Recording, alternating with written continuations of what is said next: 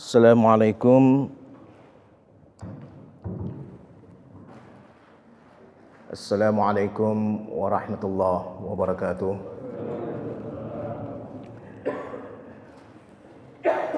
Alhamdulillah nasta'inuhu wa nastaghfiruh wa na'udzu billahi min syururi anfusina wa min sayyiati a'malina. May yahdihillahu fala mudilla lahu wa may yudlil fala hadiya lahu. Wassalatu wassalamu ala Rasulillah wa ala alihi wa ashabihi wa mawalah. Amma ba'd. Bapak Ketua DKM kita yang sama-sama kita muliakan, Ustadz Haji Lubis, yang pagi hari ini alhamdulillah beliau bersama kita, memfasilitasi kita, memotivasi kita dan mengorganisir kita. Segenap tim dari Takmir Masjid Al-Ittihad yang pagi hari ini juga saya yakin bersama-sama kita juga, sebagian mereka sering kita bertemu, saya bertemu, tetapi mungkin sebagian yang lain bertemu pada kesempatan-kesempatan tertentu. Salam takdim kita semuanya kepada beliau-beliau, para jamaah, ibu-ibu, bapak-bapak yang tadi pertama kali hadir. Salah satunya adalah ibu kita yang waktunya masih kurang jam 4 beliau sudah hadir bersama kita di masjid ini, tetapi saya tidak tahu persis beliau siapa namanya ya, tetapi luar biasa seorang ibu datang begitu pagi-pagi yang suasananya masih sepi. Mungkin sebagian ibu-ibu yang lain memilih untuk tetap berada di rumah, tapi beliau telah melangkahkan kakinya berniat untuk bersama-sama berjamaah di masjid ini. Maka insya Allah beliau-beliau termasuk kita semuanya yang pagi hari ini ada di masjid ini, termasuk orang-orang yang nanti akhir kehidupannya husnul khatimah. Amin ya rabbal alamin. Bapak Ibu yang dimuliakan Allah Subhanahu wa taala, setelah kita mensyukuri dan mengucapkan alhamdulillah, setelah kita menyampaikan salawat dan salam ke Rasulullah, sahabat tabi'in, tabi'ut tabi'in, setelah kita melakukan itu semua, mari kita melakukan apa yang kita sebut dengan muhasabah. Apa itu muhasabah? Hasibu anfusakum qabla an tuhasabu. Selalu diingatkan oleh Rasulullah, coba evaluasi diri kamu sebelum nanti kelak di akhirat dievaluasi oleh Allah Subhanahu wa taala. Jadi sebelum kita dievaluasi, sebelum kita dihisab, lebih baik kita menghisab diri kita sendiri dulu. Kenapa? Kalau kita terbiasa menghisab diri kita sendiri, seperti kita terbiasa juga menghitung harta kita sendiri, ya. Sebelum datang petugas pajak, ya, sebelum datang pengisian aneka macam ragam formulir, ya, yang menerangkan soal berapa sih sesungguhnya saya ini punya harta, berapa sih sesungguhnya saya ini punya aset, sebelum datang akuntan publik segala macam. Amat sangat lebih baik kalau kita bisa mengevaluasi, bisa mengkalkulasi, bisa memiliki self accounting yang bagus. Nah, jadi akuntansinya itu nggak perlu ilmu yang tinggi-tinggi sebenarnya. Karena yang paling tahu tentang diri kita, yang paling tahu tentang harta kita, yang paling tahu tentang aset kita, itu adalah diri kita sendiri. Nah, jadi diri kita sendiri sebenarnya sudah tahu. Cuma masalahnya adalah selalu kalau kita mengevaluasi diri kita sendiri, itu sebenarnya ada dua jalur tuh. Jalur yang pertama adalah jujur enggak kita tentang diri kita sendiri. Nah, itu jalur pertama. Kalau tidak jujur, maka kita masuk kepada jalur kedua. Jalur kedua ini make up. Nah, maaf ini ibu-ibu kan kadang-kadang juga suka make up juga Bu ya. Nah, make up itu artinya apa? Istilah orang tertentu ada yang disebut dengan window dressing. Window dressing itu apa? Wah, ini jangan sampai kita ketahuan bahwa sebenarnya kita ini banyak hal-hal yang di dalamnya sesungguhnya busuk. Maka kalau kita jual beras yang kita tampilkan di depan itu adalah beras yang terbaik di antara yang kita punya. Nah, mohon maaf, sebagian pedagang beras yang nakal dioplos saja lah. Nah, dioplos gitu Pak ya. Dioplos tuh kira-kira gimana ya? Mukanya tuh di make up yang sangat bagus, tetapi sesungguhnya maaf, begitu orang makin melihat dengan seksama, begitu orang makin melihat dengan menelisik lebih jauh, wah, ternyata ini hanya make up semata, tetapi dalamnya sesungguhnya keropos. Nah, jadi kelemahan kita ini adalah seringkali kita tidak mau dan tidak mampu mengevaluasi diri kita ini secara apa adanya. Nah, itu sesungguhnya. Ini dalam banyak hal dan ini penyakit banyak orang, ya. Bukan penyakit 1-2 orang. Ini penyakit banyak orang, bahkan bisa dikatakan mayoritas orang.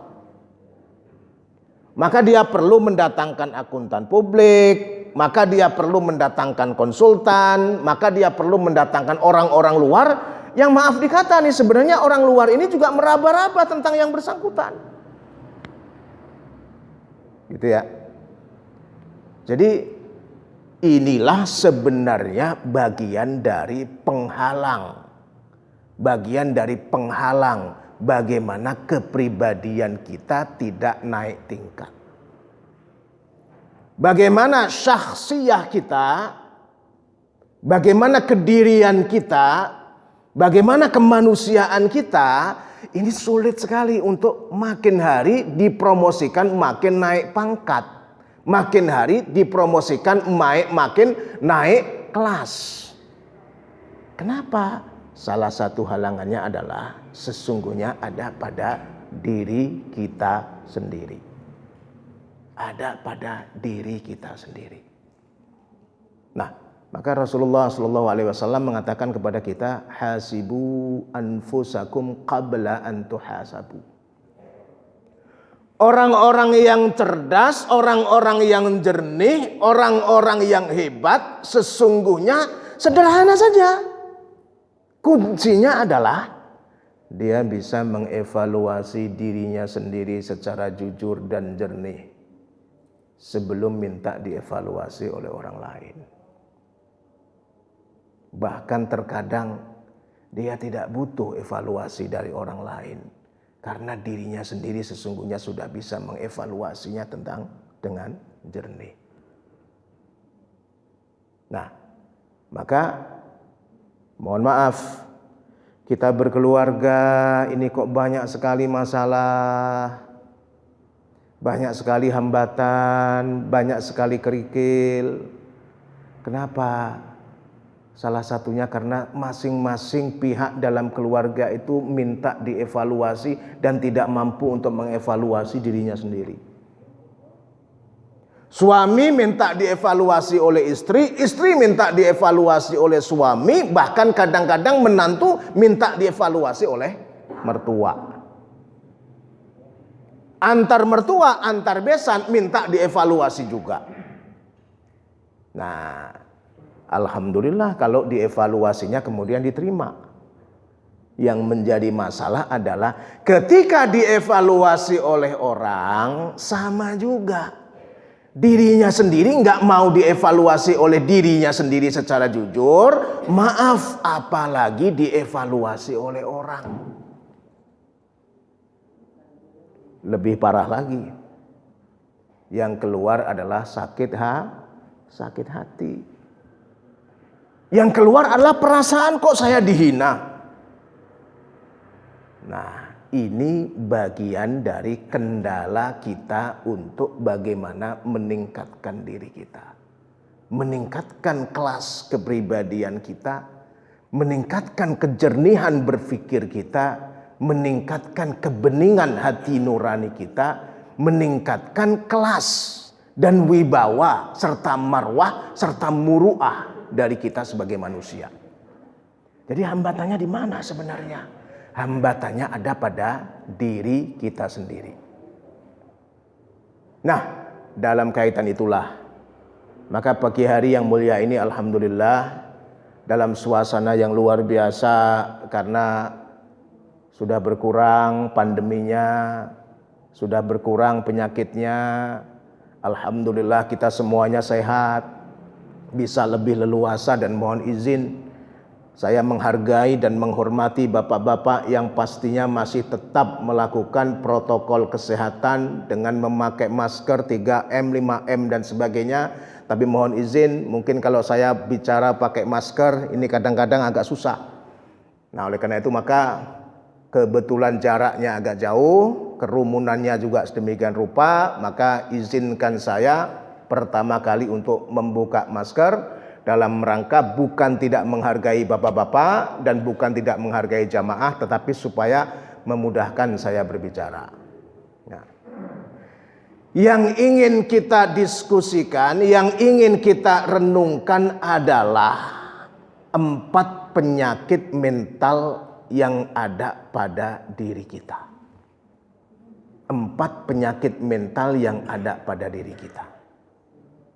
Kebetulan 4 penyakit mental ini diambilkan dari salah satu doa Rasulullah Sallallahu Alaihi Wasallam yang sering dibaca oleh beliau.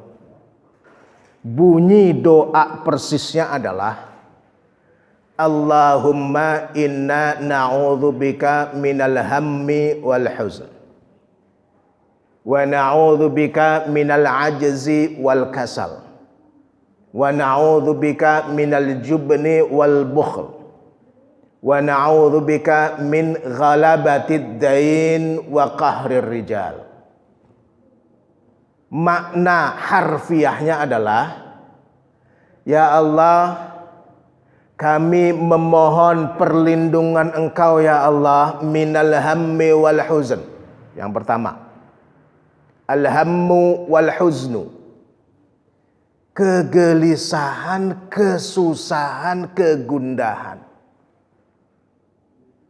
Yang kedua, ya Allah, kami memohon perlindungan-Mu ya Allah dari apa? Minal ajzi wal kasal, dari kelemahan, dari kemalasan. Yang ketiga, ya Allah, wa na'udzubika minal jubni wal bukhl, kami berlindung dan memohon perlindungan-Mu ya Allah dari al-jubnu wal bukhlu, yaitu ketakutan dan kepelitan. Pelit, kikir, bakhil. Nah, yang keempat, wa na'udzubika min ghalabatid dain wa qahrir rijal, kami memohon bantuan dan perlindungan-Mu ya Allah dari ghalabatud dain wa qahrir rijal, kebanyakan hutang dan terkungkung oleh orang-orang yang memberikan hutang. Nah, jadi 4 hal ini yang ingin kita bahas dalam kaitan dengan kita membahas penyakit mental kita. menghilangkan penyakit mental kita, mengikis penyakit mental kita sesuai dengan yang selalu dibaca oleh Rasulullah Shallallahu Alaihi Wasallam dalam doanya. Inna na'udzubika minal hammi wal huzn. Hidup ini ternyata tidak mudah. Kadang kita hidup ini saling melihat. Kalau saya kerja sebagai guru, sebagai dosen, Masya Allah, enak ini ya Pak Ketua DKM kita ini, Pak Haji Lubis ini. Yang saya dengar beliau ini pengusaha, betul Pak Lubis ya? Kira gitu Pak Haji ya. Nah, enak bener nih pengusaha ya. Saya ini harus absen tiap pagi. Datang dulu sebelum ada corona nih cap jempol, datang bahkan sekarang absensinya tuh 5 jari. Nggak cukup 1 jari, karena 1 jari ini hasilnya kurang dipercaya katanya. Jangan sampai nanti pinjam jari-jari orang. Nah, maka kemudian ada absen baru harus 5-5-nya plek supaya nggak bisa lagi dipalsukan, supaya yang datang bukan orang lain. Ya, jangan sampai dia pakai robot. Nah, maka absen tiap hari. Pagi absen, sore absen. Masya Allah, enak bener ini kalau Pak Haji Lubis yang pengusaha ya. Karyawannya banyak, tinggal perintah, terima setoran, tinggal menghitung. Orang masing-masing melihat orang lain seolah-olah orang lain lebih enak dari yang bersangkutan. Dan itu sering. Pribadi-pribadi kita itu cara melihatnya seperti itu. Ada orang yang melihat, Masya Allah itu keluarga si fulan luar biasa. Kenapa kok saya lihat enak banget. Tiap kali liburan ternyata liburannya bukan hanya di Jakarta dan sekitarnya ya. Dia liburannya itu sudah seperti liburan-liburan para selebriti. Ke Singapura, ke Dubai, ke Paris. Luar biasa enaknya. Nah, orang saling melihat kepada orang lain. Cara pandang seperti itu tidak sepenuhnya salah. Tapi kalau cara pandang seperti itu terus menjadi kebiasaan kita untuk melihat diri kita, mengukur diri kita, dan membandingkan diri kita dengan orang lain, maka akibatnya adalah alhammu wal huznu. Cemburu saya, iri saya, ingin saya seperti dia, bagaimana caranya supaya seperti dia? Kok nasib saya begini, hanya jual gorengan tiap hari. Orang lain enak betul yang membeli gorengan itu. Alhammu wal huznu, gelisah, susah, sumpek rasanya. Suami saya kok begini-begini saja, suami orang lain kok lebih hebat daripada suami saya ya. Pekerjaan saya dari dulu begini-begini aja, pekerjaan orang lain kok enak bener ya. Gelisah. Tidak pernah tenang. Kenapa? Ternyata sederhana. Karena ia tidak pernah mensyukuri nikmat yang ada. Selalu membandingkan nikmat yang ia dapat tidak seberapa dibanding dengan nikmat yang dinikmati oleh orang lain dibanding anugerah yang ada pada orang lain. Padahal dia ngelihatnya itu hanya sekilas. Dia ngelihatnya itu hanya sepintas. Mohon maaf, dia tidak tahu bahwa seorang pengusaha itu pikirannya 24 jam. Gimana taktik, strategi, inovasi. Gimana caranya supaya meningkat pelanggannya. Gimana caranya supaya memenangkan kompetisi.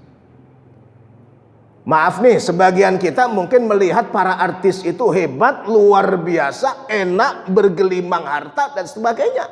Tapi maaf, coba praktekkan Anda sebagai artis. Itu maaf nih kita sebut karena di berita di koran-koran ya. Dulu ada seorang Pak polisi tuh. Kebetulan dia ahli menyanyi lagu-lagu India ya.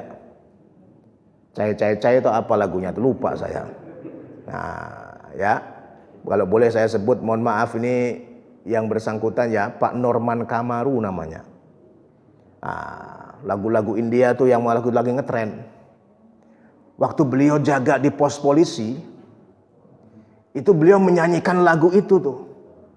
Nah, saya lupa persis lagunya tuh, ya. Karena kebetulan juga nggak begitu senang sebenarnya dengan India nih ya. Nah, senang jogetnya doang, tapi lagunya nggak senang ini ya. Nah, saya lupa.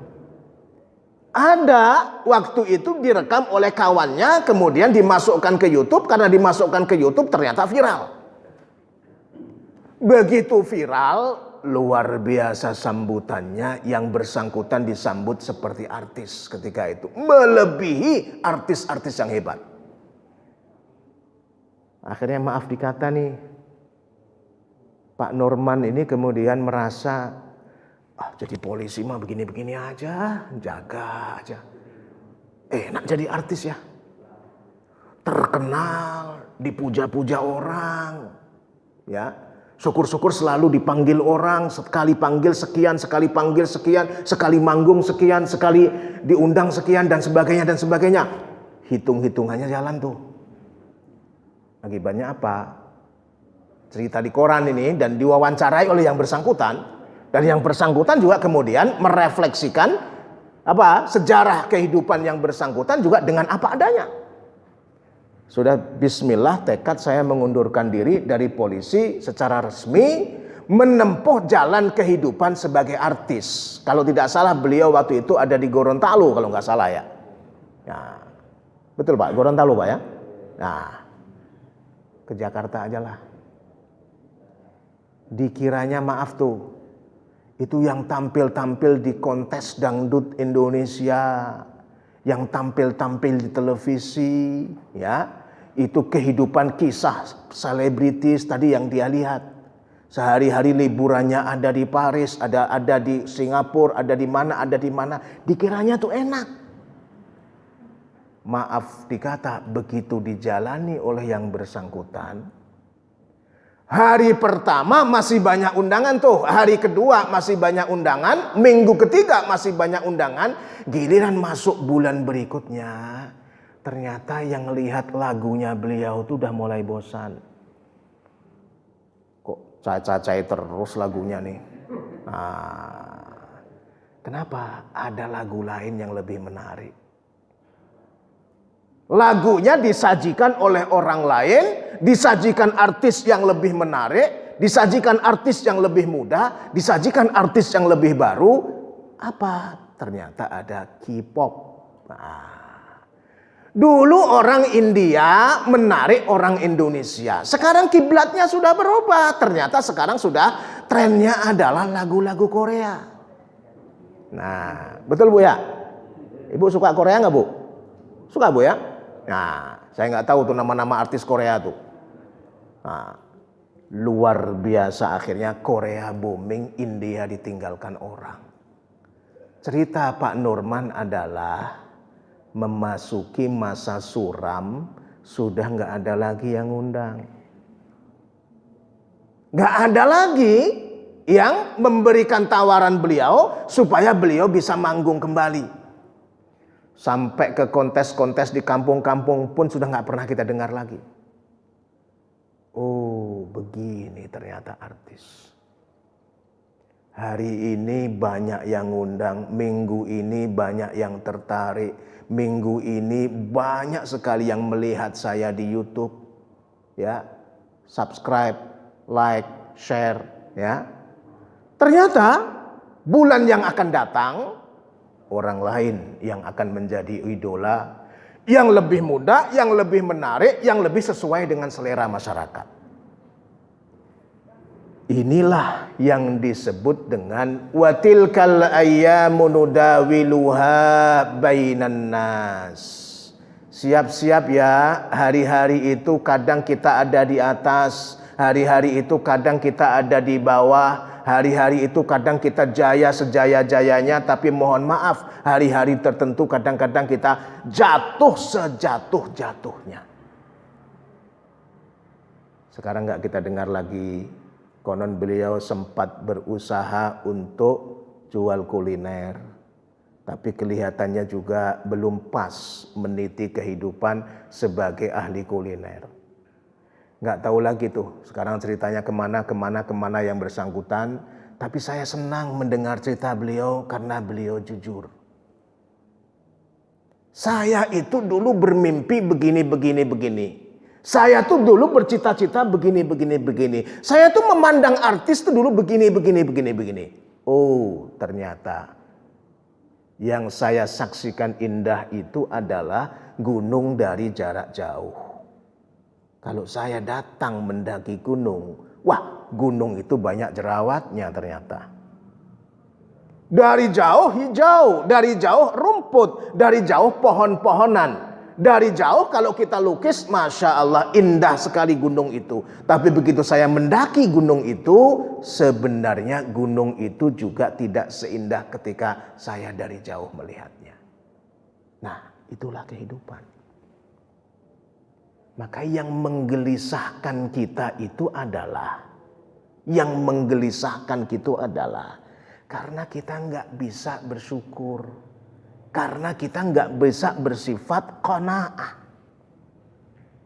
karena kita nggak bisa menerima apa adanya. Orang mengatakan kita ini lebih senang casing daripada isinya. Kita ini lebih senang aksesori daripada isinya. Nggak bisa memandang sesuatu, pandangan kita hanya tertuju kepada aksesorinya, bukan tertuju kepada isi dan substansinya. Akibatnya kita nggak bersyukur. Ini penyakit mental satu. Maka minal hammi wal huzn. Gelisah, resah. Selalu nggak mampu untuk mensyukuri nikmat karena selalu membanding-bandingkan. Berapapun yang sudah kita punya, kalau sikap mental kita seperti itu, tetap kita dalam kondisi yang gelisah dan resah. Maka tawarannya adalah, tolong dong bersyukur.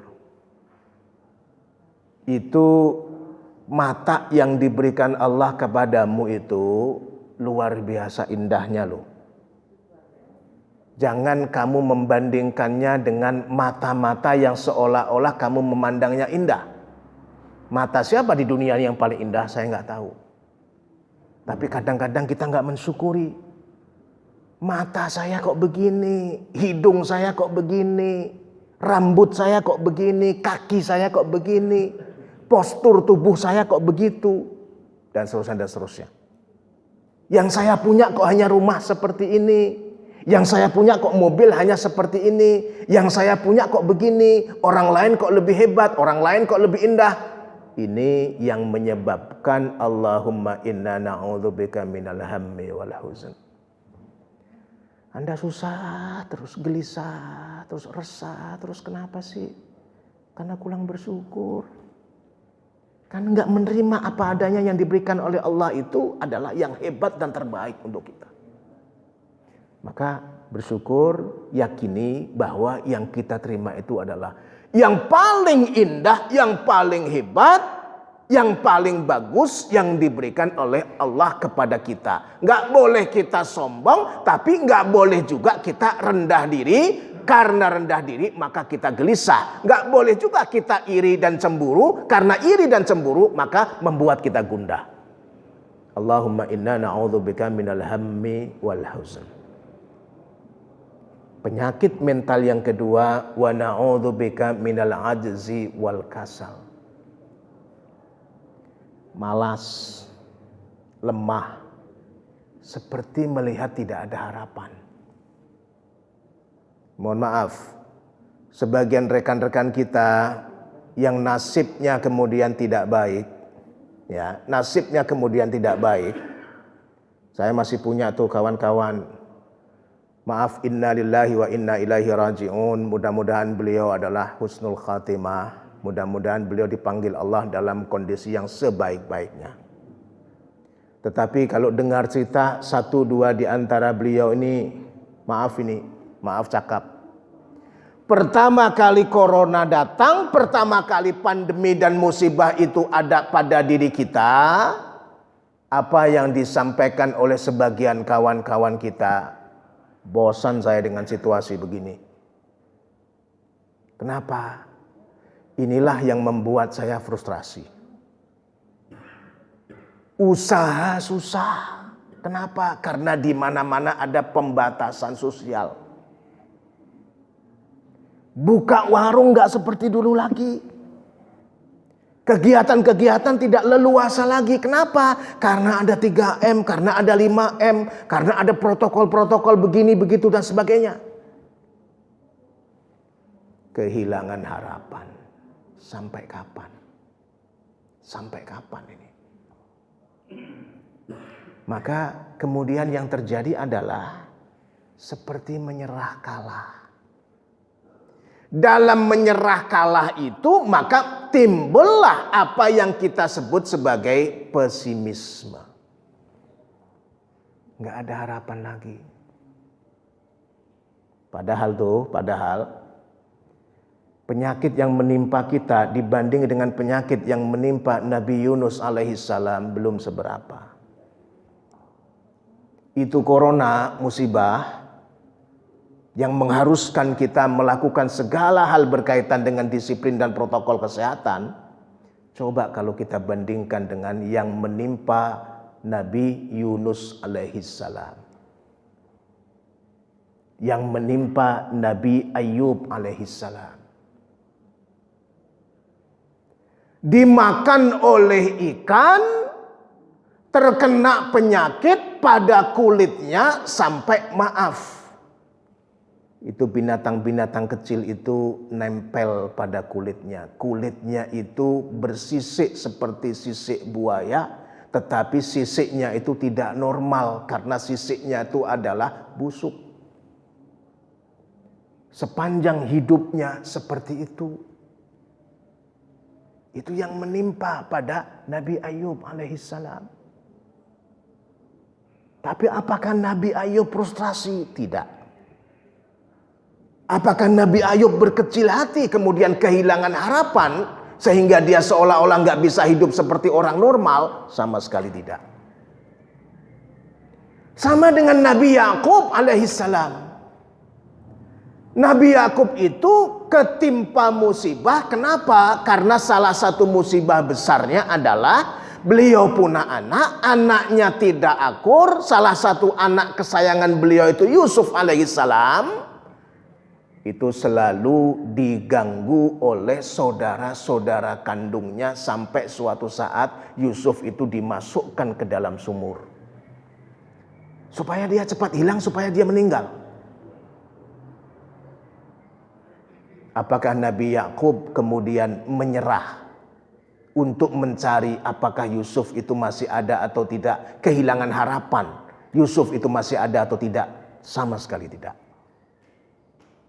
Bahkan dalam salah satu surah Al-Quran mengatakan nasihat Nabi Yakub adalah wala tayasu mir rauhillah innahu la yayasu mir rauhillah illal qaumul kafirun.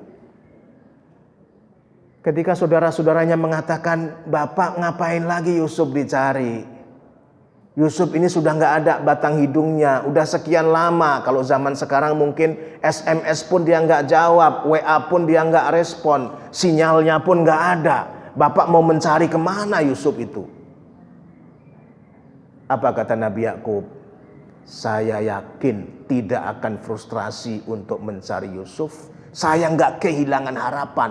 Yusuf itu masih ada, dia masih hidup. Dan saya masih punya harapan ingin bertemu dengan Yusuf dan saya yakin akan bertemu dengan Yusuf.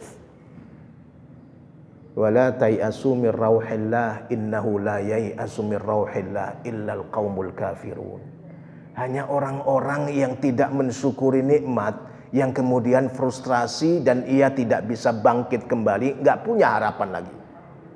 Nah, jangan kita menderita penyakit al-ajzu wal kasal. Lemah, patah semangat, Ya, tidak ada gairah, seolah-olah tidak ada harapan. Ini penyakit mental yang ada pada diri kita. Bebaskan kita dari penyakit itu. Penyakit mental yang ketiga, inna na'udzubika minal jubni wal bukhl. Ini kebalikan dari penyakit yang pertama, kebalikan dari penyakit yang kedua. Al-jubnu itu sesungguhnya adalah ketakutan. Tetapi ketakutan itu akibat apa? Orang mengatakan over self-confidence. Terlalu percaya diri, terlalu percaya pada kekuatan diri sendiri sehingga menganggap kekuatan diri sendiri itu superior. Kalau kita mau menimbang sejarah masa lalu, maka ini persis seperti penyakit yang diderita oleh Hitler. Hitler itu punya penyakit megalomania. Kepercayaan pada dirinya meyakinkan dia bahwa sesungguhnya ich bin über alles, kata dia. Aku ini sesungguhnya lebih hebat dari siapapun. Aku ini sesungguhnya bisa mengendalikan semua hal. Karena dia percaya akan kekuatan diri sendirinya berlebihan, maka kemudian yang terjadi adalah berubah sesungguhnya menjadi ketakutan juga. Ketakutannya apa? Seperti Fir'aun. Orang-orang yang percaya pada dirinya yang luar biasa ini, sama orang yang melahirkan saja dia takut. Kenapa? Kalau dia melahirkan laki-laki ini bisa menjadi raja. Nanti kalau dia besar ini menjadi pesaing saya. Sama kalau lahirkannya ini perempuan, dia takut juga. Sebab yang perempuan ini nanti bisa menarik orang-orang hebat. Akhirnya dia menjadi permaisuri dari orang hebat sehingga dia melahirkan orang hebat lagi. Takut melihat orang lain itu kompetitor, melihat orang lain itu pesaing, melihat orang lain itu berpotensi untuk menggulingkan dia, melihat orang lain itu berpotensi untuk merusak reputasi dia. Akhirnya wa na'udzubika minal jubni wal bukhl, kikir dan pelitnya luar biasa.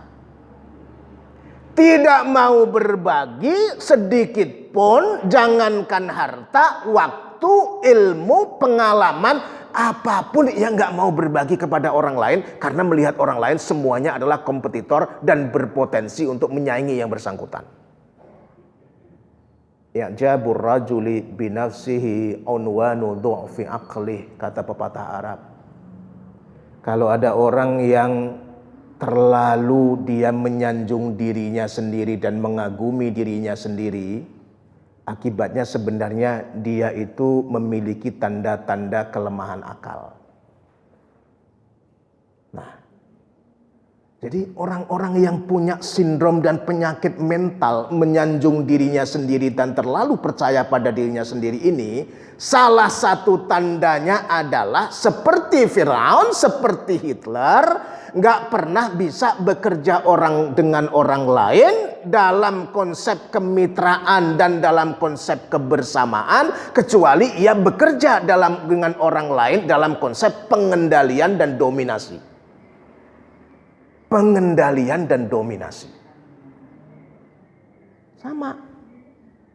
Ini penyakit mental juga. Mohon maaf, dia punya asisten rumah tangga, betahnya hanya 2 bulan. Selebihnya lari pulang kampung. Kenapa? Sedikit begini salah, sedikit begini salah, sedikit begini salah, nggak sesuai dengan harapan dia. Sedikit begini kurang tepat, nggak sesuai dengan harapan dia. Datang lagi asisten rumah tangga yang baru. Sama juga, nggak betah juga, sama juga nggak kuat juga. 5 kali, 10 kali gonta-ganti asisten rumah tangga dalam 1 tahun, nggak pernah ada yang betah. Kenapa? Karena majikannya itu hanya mengagumi dirinya sendiri. Semua yang dilakukan orang lain itu salah. Kalau orang lain terlalu pintar, dia khawatir menyaingi yang bersangkutan. Kalau orang lain sedikit tidak sesuai dengan harapan yang bersangkutan, seolah-olah dia tidak mau taat dan tunduk kepada yang bersangkutan. Jadi ini tipe orang yang hakikatnya akhirnya dia menjadi pelit, menjadi bakhil, karena sesungguhnya orientasinya hanya pada dirinya sendiri. Nah, maka Rasul mengatakan, wa na'udzubika minal jubni wal bukhl. Ya Allah, jangan saya punya kepribadian hanya mengagumi diri saya sehingga menghalangi saya untuk bisa bekerja sama orang lain. Padahal sekarang ini kenapa, mohon maaf, orang Cina, ya, persisnya negara Cina, ini kan konon Amerika ini lagi khawatir, Pak, ya. Khawatirnya salah satunya adalah jangan sampai Cina ini menjadi lebih kuat. Nah, kepandaian orang Cina dibanding dengan orang Amerika, tadi yang kita lihat, Amerika ini berkuasa sudah terlalu lama, mendominasi dunia dan mengendalikan dunia sudah terlalu lama. Akhirnya apa? Dia terkena sindrom hanya mengagumi dirinya sendiri. Itu kerjasama dengan Afghanistan, salah. Itu kerjasama dengan Irak, salah. Itu kerjasama dengan semua mitra-mitra yang bersangkutan itu salah. Kecuali dia hanya percaya pada dirinya sendiri. Nah, sekarang ini dalam bayang-bayang dia hanya percaya pada dirinya sendiri. Orang lain dianggap bukan lagi sebagai mitra yang sejajar, tapi mitra yang harus didominasi dan dikendalikan. Datang Cina sebagai kekuatan yang baru. Apa yang ditawarkan oleh Cina? Semua orang yang bermitra dengan kami anggap semuanya sebagai mitra. Tidak kami anggap mereka-mereka sebagai potensi musuh. Setidaknya kampanyenya begitu, Pak. Kampanyenya, ya. Kenyataannya kita nggak tahu lah. Ya. Akhirnya apa yang terjadi? Pelan tapi pasti negara-negara Afrika itu sekarang lebih senang dia bekerja sama dengan Cina. Akhirnya kemudian produk-produk Cina jauh lebih laku. Sedikit-sedikit sekarang sudah mendirikan pangkalan-pangkalan militer di beberapa negara-negara tersebut. Cina itu, Pak. Ya. Nah, makin lama makin kuat, makin lama juga makin punya banyak mitra. Tetapi yang dikampanyekan oleh negeri Cina ini adalah kami memandang mereka sebagai mitra. Kami tidak memandang mereka berpotensi sebagai rival dan musuh. Itu adalah pandangan mereka-mereka kekuatan lama, kata Cina. Maksudnya Amerika sebenarnya. Nah, kita belajar dari situ. Jadi orang yang kuat sekarang itu siapa? Kalau Anda ingin kuat, kalau Anda ingin jaya, pandanglah orang di sekitar Anda bukan sebagai musuh, tidak berpotensi sebagai rival, tidak berpotensi sebagai kompetitor, tapi rubah cara pandang Anda, mereka adalah mitra yang sejajar dengan Anda. Kalau itu bisa Anda rubah, mental dari awal yang mengendalikan dan mendominasi Anda rubah dengan mental kemitraan dan kerjasama. Maaf, Anda punya partai akan berduyun-duyun orang datang ke partai Anda. Tapi kebalikannya, kalau Anda punya partai yang Anda orientasi Anda hanya diri Anda, kelompok Anda, saudara-saudara Anda, kerabat Anda, anak menantu cucu paman Anda, orang akan lari. Karena Anda punya penyakit juben tadi. Hanya mengagumi diri Anda. Karena hanya mengagumi diri Anda, maka mohon maaf, partai itu seolah-olah hanya milik keluarga Anda.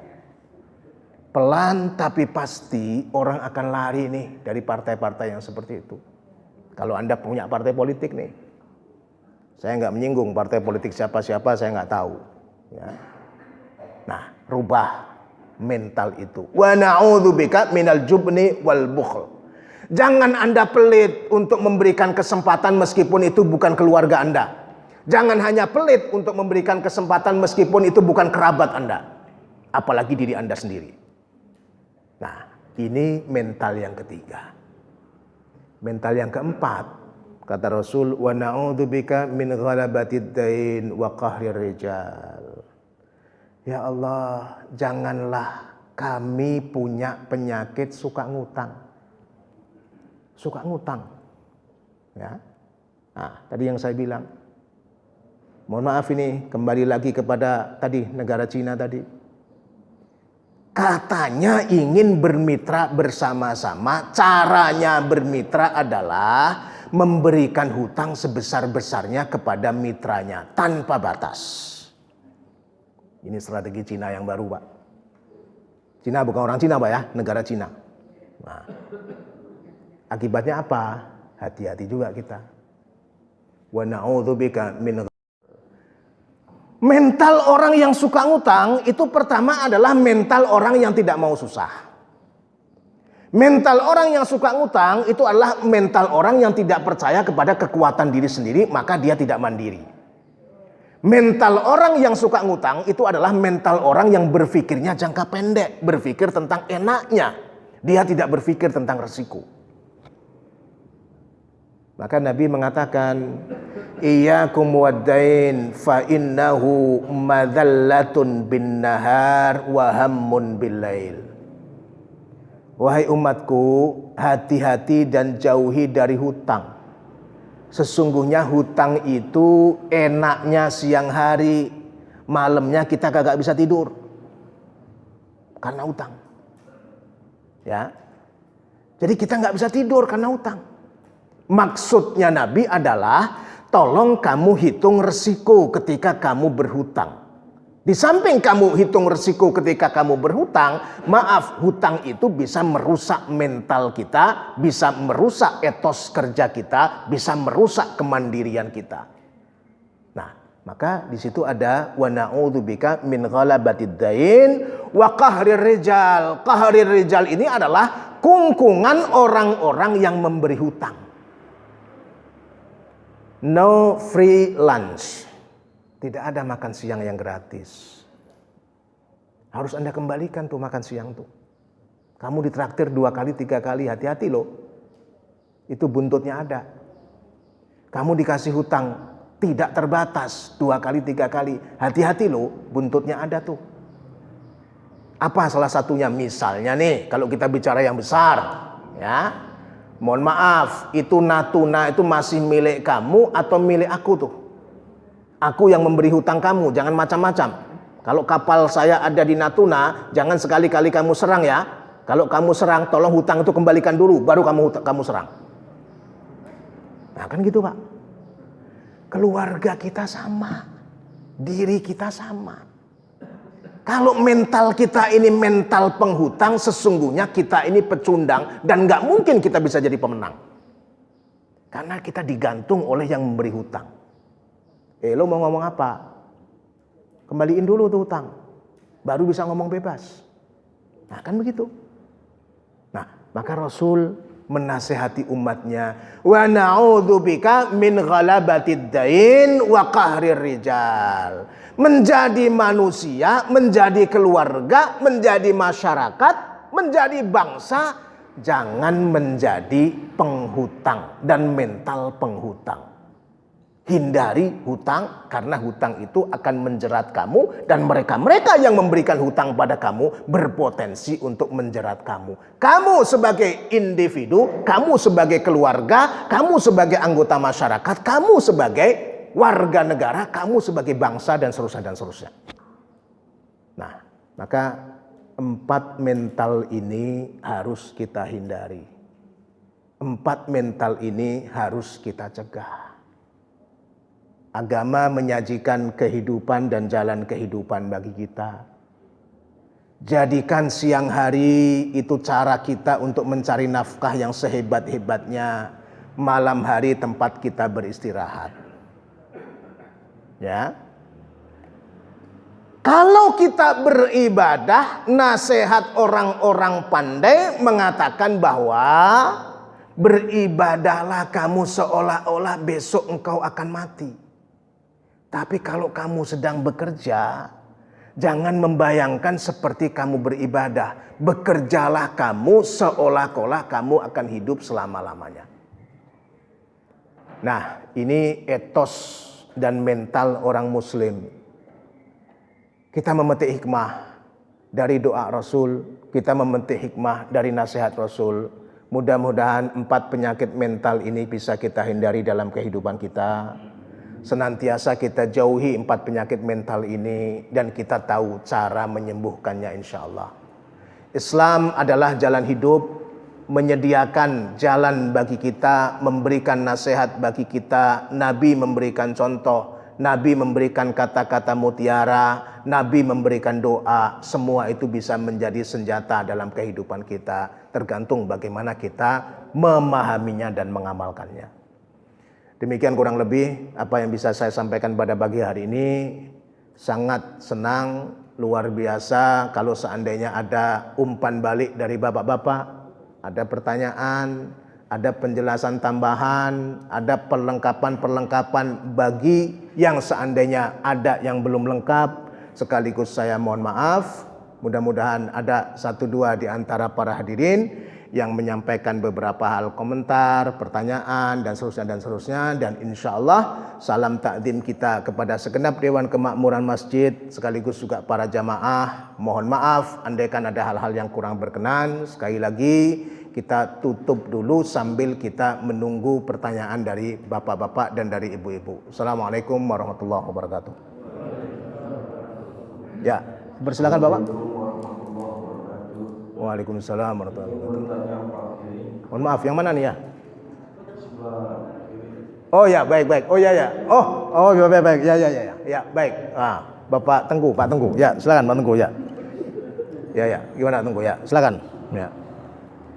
Terima kasih. Tadi 4 mental yang perlu kita mohon Allah SWT. Tapi ada hadis kadang dilupakan maknanya. Padahal ini termasuk mental yang sangat dikembalikan daripada efek kepikiran diri sendiri. Tadi kan banyak yang harus efek balik pada diri. Jadi insya Allah hadis yang ini singkat saja. Al-haya'u minal iman. Baik. Malu itu adalah bagian dari iman. La iman liman la haya'a lahu. Baik.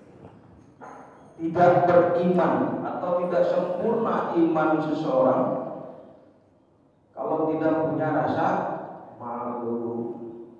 Nah, ini mohon sedikit penjelasan supaya ada sifat malu itu tertanam kepada saya terutama ya. Karena kebanyakan banyak juga di luar sana kawan saudara sepertinya nggak punya rasa malu. Ke masjid pun demikian, sepertinya wah tahu merasa wah gitu. Jadi mohon tadi masalah tahu.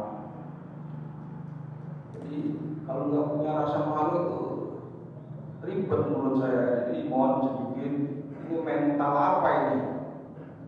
Kalau orang udah nggak punya rasa malu. Demikian. Baik. Terima kasih. Mohon maaf ya Pak. Baik. Terima kasih dari Bapak Tengku Nasir ya. Baik. Kalau ada yang lain barangkali sekalian saya merespon. Seandainya ada hadirin yang ingin menyampaikan hal-hal yang terkait dengan pertanyaan atau komentar dan seterusnya, dipersilakan Bapak. Oh cukup, oke, baik. Ya, mungkin ini sekaligus penutup ya, karena tidak ada komentar yang lain. Jadi tepat sekali tadi yang disampaikan oleh Pak Nasir. Begini, dalam hal baik, Rasul mengatakan kepada kita, utlubul ilma walau bisin. Ya, sebagian orang mengatakan ini hadis, tapi sebagian mengatakan ini hanya kata-kata hikmah saja. Tapi ada lagi yang memang hadis mengatakan bahwa khudil hikmah min ayyi wi'ain kharajat. Yang satu tadi artinya adalah tuntutlah ilmu walaupun sampai ke negeri Cina. Yang terakhir mengatakan ambillah kata-kata bijak, pelajaran yang baik dari manapun datangnya kata bijak dan pelajaran yang baik itu. Ini adalah mental orang muslim juga nih. Al-Quran mengatakan kepada kita alladzina yastami'unal qawla fayattabi'una ahsana. Ciri orang muslim yang baik adalah yang mendengarkan kata-kata yang baik kemudian menyeleksi dan mengikutinya. Ya, menyeleksi dan mengikutinya. Ini maksudnya apa? Sifat yang terbuka. Sifat yang terbuka. Jadi adik-adik kita, anak-anak kita, boleh nggak Pak Ustadz belajar ke Amerika? Oh, kenapa? Tidak masalah. Boleh nggak belajar ke Australia? Kenapa? Tidak ada masalah. Boleh nggak belajar ke Jerman? Kenapa? Nggak ada masalah. Orang Islam nggak punya mental untuk menolak segala hal yang baik meskipun itu datangnya dari orang lain. Nah, itu mental orang Islam tuh. Ya. Nah, terkait dengan pertanyaan dan komentar dari yang disampaikan oleh Pak Nasir tadi, al-haya'u minal iman, la imana liman la haya'a lahu. Kita belajar dari bangsa, mohon maaf, boleh kita sebut bangsa pemalu. Nah, pemalu ya. Pemalu yang positif. Salah satunya adalah orang Jepang, Pak. Orang Jepang. Kalau ada berita tentang yang bersangkutan, misal yang bersangkutan ini adalah pejabat tinggi, diberitakan oleh koran, yang koran itu kredibel. Kredibel itu terpercaya. Ada indikasi tuh ketika Bapak menjabat, Bapak memutuskan sesuatu, tapi keputusan itu sebenarnya untuk melapangkan jalan agar Bapak bisa bisnis dalam keputusan itu. Gitu Pak ya. Ini kan saya pejabat nih. Maaf nih. Saya punya kewenangan misalnya untuk menentukan perbaikan jalan. Misalnya nih, perbaikan jalan. Saya bilang jangan sampai jalan tuh pakai aspal ya, karena ini jalan di perumahan. Lebih bagus pakai bataku, misalnya nih. Maka saya bikin tuh keputusan SK. Perbaikan jalan di perumahan itu tidak boleh dengan aspal, tetapi perbaikan jalan itu harus memakai bataku. Maaf, ternyata saya yang membuat keputusan tentang perbaikan jalan pakai bataku. Saya punya pabrik bataku. Itu maksudnya apa? Keputusan itu maksudnya bukan aspal itu kualitasnya jelek sebenarnya. Di balik keputusan itu ada udang di balik batu. Saya punya keputusan supaya menggunakan bataku sekaligus memasarkan supaya produk bataku saya itu bisa dipakai. Itu sebenarnya maksudnya. Kalau ada yang seperti itu diberitakan, kemudian orang-orang mendengar tentang berita itu, langsung pejabat dari Jepang tadi mengatakan hari ini saya mengundurkan diri. Saya malu. Saya malu menjadi orang yang punya kewenangan, tetapi kewenangan itu saya gunakan hanya untuk menguntungkan saya sendiri. Bukan untuk kebaikan orang banyak. Itu malu, Pak. Al-haya'u minal iman. Itu malu. Hebatnya malu itu seperti itu. Tapi kan mohon maaf ya, di tempat lain ya, saya nggak tahu di tempat kita. Sudah jelas ada yang disebut berita berdasarkan investigasi. Ada berita berdasarkan komisi independen. Menyatakan bahwa keputusan saya itu sesungguhnya keputusan yang salah. Keputusan saya itu sesungguhnya berpotensi ada konflik kepentingan seperti tadi yang kita lukiskan.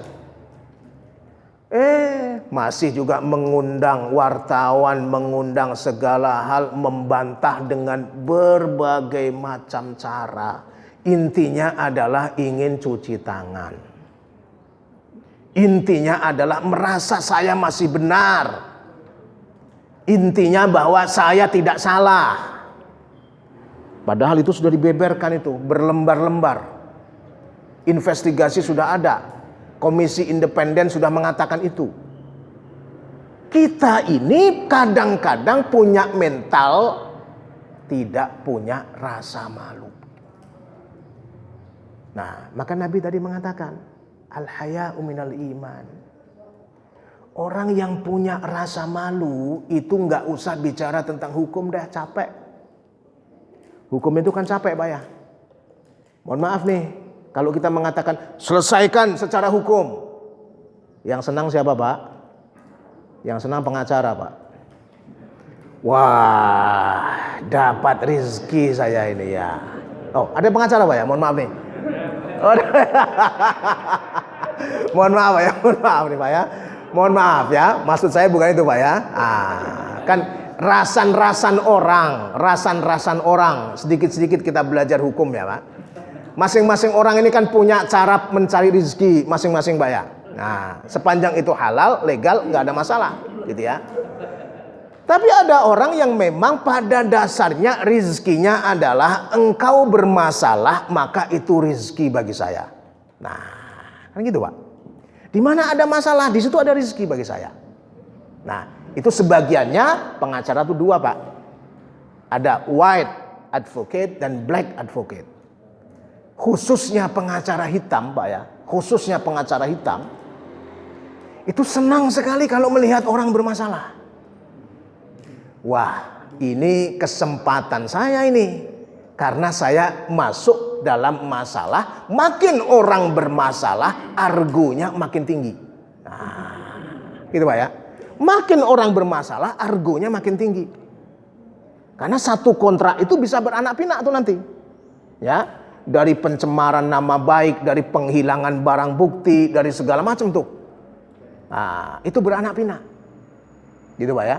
Nah, oleh karena itu, tadi saya katakan, menyelesaikan sesuatu di dalam kaitannya dengan masalah hukum, jangan Anda menganggap itu masalah sederhana. Kalau semua orang ingin menyelesaikan masalahnya secara hukum, akibatnya apa? Keluhan Mahkamah Agung itu masalahnya nggak bisa tuntas memutus perkara dan lama sekali memutus perkara, karena tuh berkas antri perkara itu bertumpuk banyak banget Pak. Jumlah hakim agung hanya sekian, mengatasi masalah ribuan bahkan jutaan. Karena sedikit-sedikit ada masalah, maju ke hukum. Sedikit-sedikit ada masalah, maju ke hukum. Jadi jangan dianggap bahwa masalah diselesaikan secara hukum itu sederhana. Nanti kalah pada pertama, tingkat pertama dia banding. Kalah di banding, dia kasasi. Kalah di kasasi, ada PK. Itu makan waktu 10 tahun, 20 tahun, 30 tahun. Tapi mohon maaf, kalau kita orang punya rasa malu. Coba masing-masing kita punya rasa malu. Saya berpotensi bermasalah. Malu saya, udahlah, nggak usah ngundang-undang pengacara segala macam lah. Saya mengundurkan diri. Nah, kalau semua orang punya cara seperti itu, dan itulah yang ditempuh oleh negeri maju sekelas negeri Jepang. Maka orang di Jepang itu sebenarnya nggak happy dia kalau bermasalah secara hukum. Ya, bahkan mohon maaf nih, saking ekstrimnya, dia lebih senang harakiri, bunuh diri, daripada dia malu. Nah, yang ini nggak bagus. Nabi kita nggak mengajarkan seperti itu. Selesaikan pada proporsinya. Nggak usah sampai bunuh diri, nggak usah. Cukup Anda mengundurkan diri saja. Nah, kira-kira begitulah. Tapi ini berpangkal dari rasa malu. Maka bangsa yang tidak memiliki rasa malu, masyarakat yang tidak memiliki rasa malu, seolah-olah semuanya bisa diselesaikan dengan tadi, salah satunya seolah-olah mengibaratkan diselesaikan dengan cara hukum, dia tidak tahu persoalan yang sesungguhnya. Dan tidak tahu bagaimana mengurai masalah. Maka Studi tentang hukum itu ada 3 sebenarnya. Ada struktur hukum, ada substansi hukum, ada kultur atau budaya hukum. Negara-negara yang bagus penyelesaian hukumnya itu disertai dengan budaya hukum yang bagus. Budaya hukum yang bagus itu meletakkan akhlak di atas segalanya. Meletakkan etika di atas segalanya. Meletakkan rasa malu itu di atas dari proses-proses hukum yang berjalan. Nah itu Pak ya. Jadi nggak tahu kalau kita negeri yang hukum atau negeri yang menjunjung tinggi hukum, kalau yang kita perbanyak hanya polisinya doang, personel polisinya diperbanyak, di mana-mana polisi berjaga dan sebagainya, itu nggak bisa ngatasi masalah juga. Budaya orang berkendara bagaimana? Budaya orang ngurus surat menyurat bagaimana? Budaya orang menjunjung tinggi akhlak bagaimana? Nah, oleh karena itu agama seharusnya mematangkan budaya hukum itu dan membiasakan diri supaya orang berbudaya hukum yang baik. Agama menyediakan kosakata tentang rasa malu, al-haya. Agama menyediakan diri tentang kosakata zuhud. Anda itu zuhudlah, jangan tamak sekali kepada harta, kendalikan diri Anda. Itu agama yang bisa mengendalikan itu. Agama mengendalikan diri kita supaya kita tidak mudah memfitnah orang. Jangan mudah-mudah kita mengeluarkan kata-kata kotor. Kita mengatakan itu hate speech, kata orang. Itu kata-kata yang menyakiti orang. Yang bisa mengendalikan itu apa? Kamu punya agama apa tidak? Perilaku kamu, sifat kamu, perangai kamu, watak kamu, kepribadian kamu kok seperti orang yang tidak beragama. Nah, tidak mungkin hukum bisa tegak dengan baik kalau seandainya agama kita tidak menyumbang dalam kaitannya dengan budaya hukum tadi. Kita Islam yang mayoritas, tolong ingat salah satu tugas kita adalah mematangkan apa yang kita sebut sebagai nation and character building. Bangsa kita perlu karakter, bangsa kita perlu akhlak, bangsa kita perlu budaya hukum yang baik. Agama harus bicara, agama harus berperan, agama harus menyumbang itu. Orang muslim harus menyumbang perilaku-perilaku yang mengokohkan budaya hukum yang baik. Salah satunya adalah berpangkal dari rasa malu. Nah, itu Bapak Nasir, mohon maaf nih Pak Tengku ya. Maksud kita adalah untuk share bersama-sama nih Pak Tengku. Pak Tengku pasti ngajinya udah tinggi tuh. Saya tidak bermaksud untuk menceramahi Pak Tengku nih ya. Nah, jadi ini hanya kita share bersama karena tadi bertanya seperti itu. Baik, demikian kurang lebihnya pada pagi hari ini apa yang bisa kita diskusikan bersama. Sekali lagi mohon maaf andaikan ada hal-hal yang kurang berkenan, andaikan ada kata-kata yang kurang pada tempatnya. In uridu illal islah wa ma taufiqi illa billah alaihi tawakkaltu wa ilaihi unib. Apa yang kita inginkan adalah perbaikan, apa yang kita inginkan adalah muhasabah. Seperti judul kita di awal tadi, muhasabah dari mental-mental yang kurang baik. Mungkin langsung kita tutup dengan doa atau gimana Pak? Ya? Baik. Kita tutup bersama-sama majelis yang mulia kita ini dengan sama-sama melantunkan doa kafaratul majelis dan sekaligus doa untuk kebaikan kita bersama. Mudah-mudahan penyakit yang sudah mulai berkurang ini pelan tetapi pasti atau cepat bahkan akan hilang. Mudah-mudahan kita semuanya di masjid yang kita namakan Ittihad. Ini adalah masjid persatuan, kesatuan kita dari berbagai macam perbedaan yang ada. Mudah-mudahan kita makin kokoh, makin bersatu. Rekan-rekan kita, bapak-bapak kita yang mulia yang ada di Dewan Kemakmuran Masjid, sehat walafiat, senantiasa dikuatkan lahir batin oleh Allah Subhanahu wa taala, kebaikan untuk kita bersama, kebaikan di dunia dan akhirat insyaallah. Kita baca bersama-sama surah Al-Asr. Bismillahirrahmanirrahim. Wal 'asri innal insana lafi khusr illal ladzina amanu wa 'amilus shalihat wa tawasaw bil haqq wa tawasaw bis sabr. Allahumma anfa'na bima 'allamtana wa 'allimna ma yanfa'una warzuqna 'uluman tanfa'una Allahumma ij'al jam'ana hadha jam'an marhuma wa tafarruqana min ba'dihi tafarruqan ma'suma ya Rahmanu ya Rahim. Rabbana atina fid dunya hasanah wa fil akhirati hasanah wa qina adzaban nar. Subhana rabbika rabbil izzati amma yasifun wa salamun alal mursalin walhamdulillahi rabbil alamin. Al-Fatihah. A'udzubillahi minasyaitonir rajim.